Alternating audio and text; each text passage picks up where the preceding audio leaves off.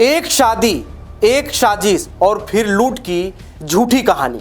उन्होंने पहले हमारा मुंह दबाया, फिर उन्होंने बोला जो हमको दे दो नहीं तो मार डालेंगे। इन्होंने हाथ पैर मारे और मेरे को घसीट के उधर ले गए। मैंने बोला मैं सब दे दूंगी, हमको छोड़ दो। चिल्लाने की कोशिश करी तो बोला तेरे पति को मार देंगे। यह वीडियो देखकर आपको भी लग रहा होगा कि ये महिला किसी दर्दनाक घटना का शिकार हुई है। वीडियो में महिला रो रो कर अपने दर्द बयां कर रही है। यह वीडियो देखकर आप भी चकमा खा जाएंगे और आपको भी इस महिला पर तरस आने लगेगा।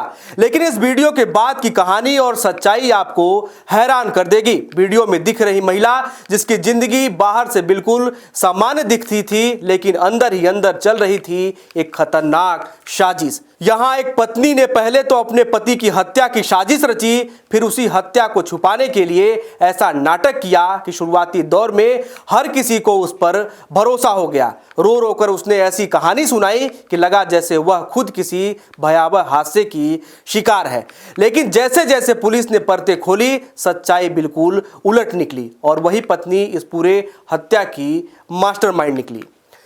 नमस्कार, मैं नीरज द्विवेदी और आप देख रहे हैं TB27 न्यूज। आइए इस खबर में हम आपको बताते हैं इस पूरे घटनाक्रम की सच्चाई।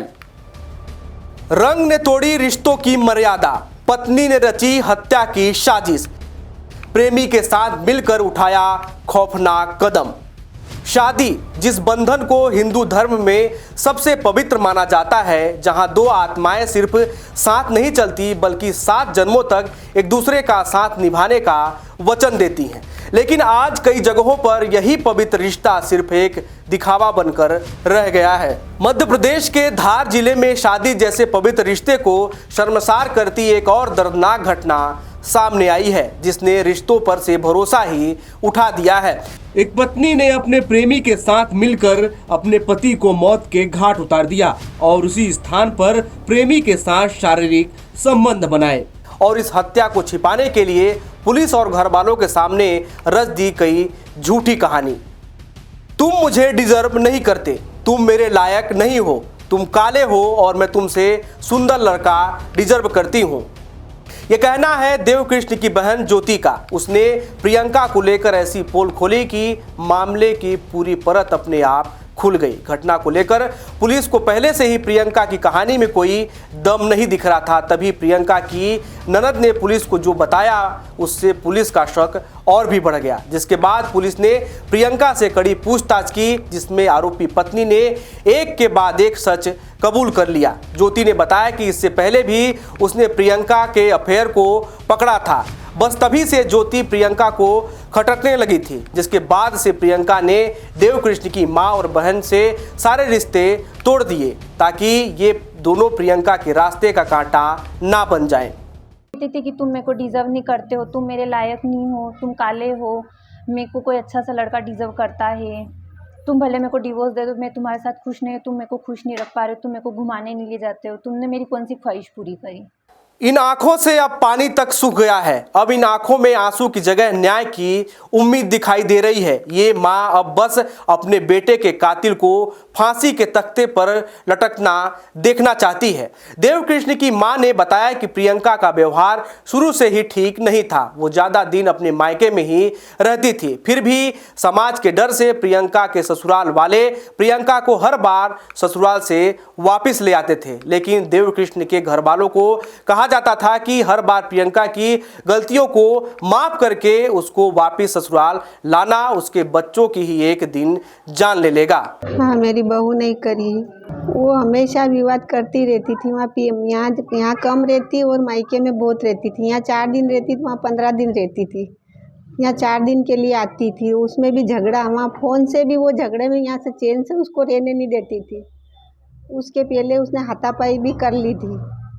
तो 3 साल वहाँ बैठी वो पियर में। उसके बाद समाज वाले उसको लाए। उसके बाद भी उसका वही विवाद, वही झगड़ा, वही फ़ोन चलाना और वहाँ से ऐसे करके लाइक मैं फ़ोन रखूँगी।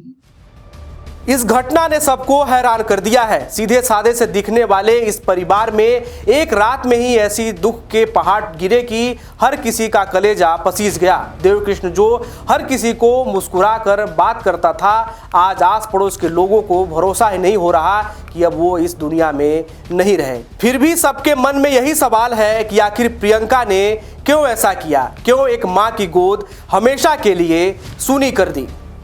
बहुत अच्छा लड़का था। हमारे 60-70 घर में न तो किसी से उसके झगड़े होते थे, व्यवहार अच्छा था।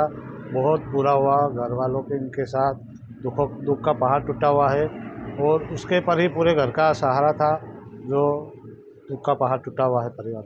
नहीं किसी से 60-70 घर में कभी किसी से को गाली भी नहीं दी उसने, ना गलत शब्द बोले उसने। सबसे मिलनसार था, हंसमुख रहता था। हाँ उस प्रेमी ने मिलकर करवाया। सज़ा उसको फांसी की सज़ा मिलनी चाहिए, यही प्रशासन से मांग है।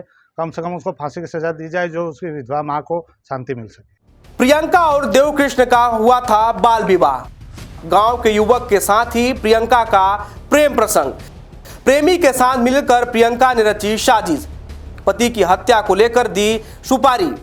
महिला ने सबको झूठी कहानी बताई कि कुछ अज्ञात बदमाशों ने घर में घुसकर देवकृष्ण पर धारदार हथियार से हमला कर दिया और वहीं प्रियंका को बंधक बनाकर घर से नगद रुपए और जेवर लेकर फरार हो गए। दरअसल प्रियंका और देवकृष्ण की शादी बचपन में ही हो गई थी। बालिग होने पर प्रियंका के परिवार ने उसका गोना कराकर उसे देवकृष्ण के साथ भेज दिया, लेकिन प्रियंका अपने ही गांव के एक युवक के साथ प्रेम करने लगी, जिसकी वजह से प्रियंका अपने पति को नापसंद करती थी।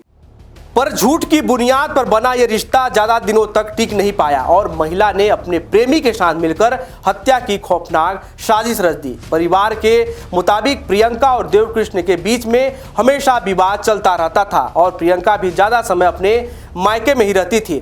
वहीं प्रियंका बार बार इस बात पर झगड़ा करती थी कि उसको उसके पति का रंग पसंद नहीं है, इस वजह से वो उसके पति के साथ नहीं रहना चाहती है। इस बीच प्रियंका और उसके प्रेमी का प्यार परवान चढ़ने लगा, जिसके बाद दोनों ने देवकृष्ण को रास्ते से हटाने की योजना बनाई।